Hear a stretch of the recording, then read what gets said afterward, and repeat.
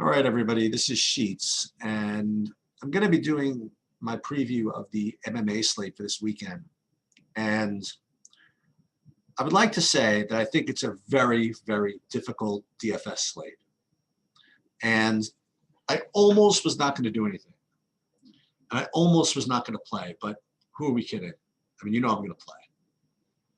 But I want to just tell you, like, how bad I think it is. I mean, because if it was a really, really good card, I'd really just honestly like play a lot, and I would tell you guys. Then if it was a really just kind of mediocre card, I would say, you know, it's pretty mediocre and play a lot anyway. And then it was really bad, I would probably tell you it's bad, but then really play anyway. This is as close as I can get to actually not playing. Like, that's how hard I think this is. Now, I don't think maybe it's not such a really hard slate for other people, the way they play. But with my process, it's just going to be extremely difficult. Like, for example, there are key things that I try to look for in finding good plays, right? Number one, I try to find, well, number one, like high equity plays, like guys that are mispriced relative to their odds. And without getting through all the details, there's very little as far as just pure win odds equities. There's one guy maybe that I will throw out there, okay?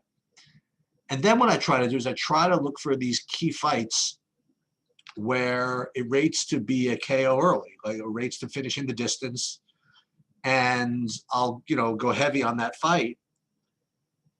But as we go through these, there's just nothing. There's just nothing. Like, we go through this. This is the inside the distance props, and we'd like to see, you know, at the very least, at under 2.5 rounds at Pick'em or better. We'd love to see 1.5 rounds under Pick'em or better. But with the exception of this first fight, this Grisham fight, like this one has under 2.5 rounds, still only minus 130, right? Every other fight, we can go through these. You can just trust me. I mean, there's literally, you can just trust me. There's no fight that rates to finish. Right? The closest you could even get is the main event, I guess. Yeah, so the main event rates to finish early. So you're probably going to want to play the main event anyway. So let's look at this one. And then maybe this one, the Ankalaev-Krylov fight. So there's really, but what we'd love to find are these key fights with these 8K guys, right? So you can play both ends and really try to play for the big finish, but there's just nothing. So what we're forced to do is make kind of decent, low-owned type plays. But then what happens is, so check this out. Here's my it's my MMA slate thing. Yeah. So this is, for example, my MMA grid. And you'll see when I rank these guys based on my value matrix, whatever, they're the highest owned guys. So like my top guys, Cyril Gane and Kaliev, they're the highest owned guys. So I'm not getting any benefit over there.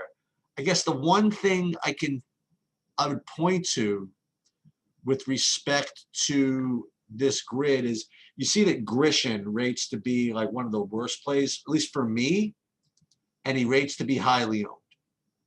So maybe I would fade that. And Montella de Rosa maybe rates to be a low fade, so maybe low chance, so maybe fade that.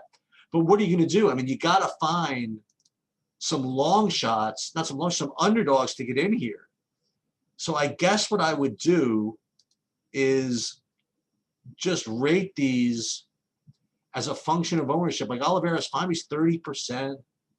Rosenstruck, he's in the main event. We'll get to that in a second. Rivera, maybe him. No, but he's 30%.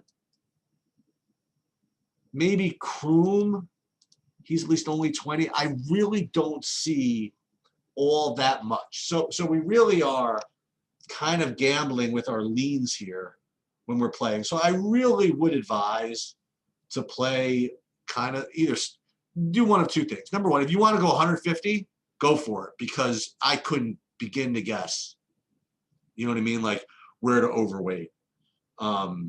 And if this is not, if this is called bad I think this is good because at least I'm being honest with you guys. This is what I'm going to do now. I mean, like I said, I'm going to play anyway, and I'll rank my guys for you based on not this. I want to go to my whatchamacallit. Where is this? Crap. I want to get to the my MMA line. I'm sorry about this. So I saved just one lineup, just so I could toggle back and forth and show you. It's like really slow, my computer. I'm sorry. I hope this is not over freezing on you. All right. So like I said, the main event, Gane and Rosenstreich. I think this is, you probably should key this fight. Gane, I like him the most, but as last week kind of proved, these heavyweights, everybody's always got a puncher's chance. So you want to place a little bit of Rosenstreich, you can certainly do that. And these other two fights, Ankalaev and the Ankalaev fight and the Grishin fight, I'll probably play both sides of those. So I really don't have much of a lean. So whether it's Jacoby or Grishin or Ankalaev or Krylov is a huge underdog. So if you want to play that, he does have some finishing upside. In other words, when he wins, he likes to, he tends to finish and getting submissions. And Ankalaev, has been submitted before, I believe. So Krylov certainly is somewhat live as far as that's concerned. With the exception of that, I'm just going to go over my long shots and my underdogs because, if you play, for example, let's say you get all three favorites, you're going to need, 7,700 a man. And even if you go down to Grishin, for example, you're going to want to play, it's still only 8,000 a man. And the problem is that even if I went to the underdogs with these, I don't really like any of the favorites, all that much.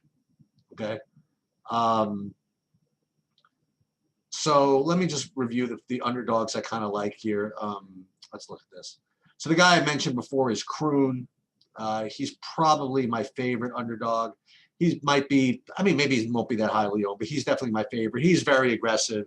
He trash talks. He really wants to make a name for himself. So he'll get out there and start slugging.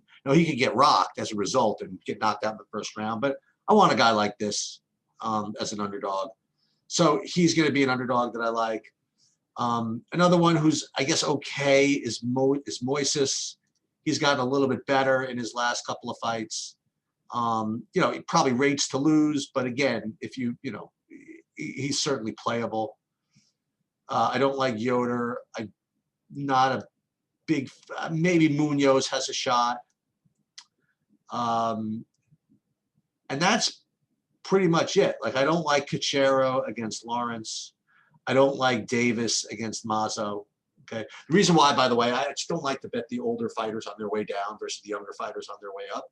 And Davis has kind of like fake name recognition. Like, she was one of the many stiffs that fought Ronda Rousey back in the day.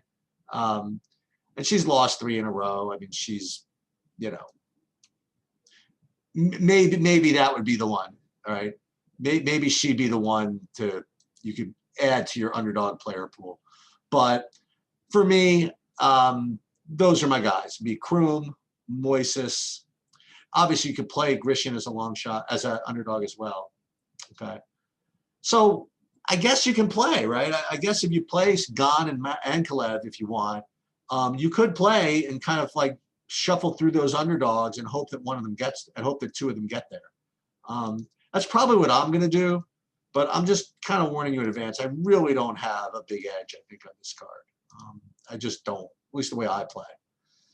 Couple of other kind of notes.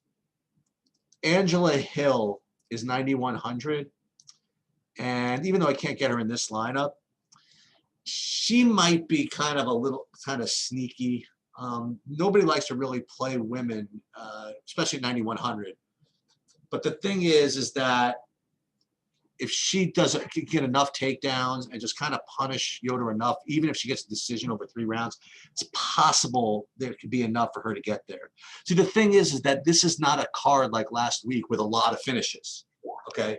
You don't need, I don't think you're going to need 100 points per fight. So if you can get even 85 out of Hill, maybe that's worth it.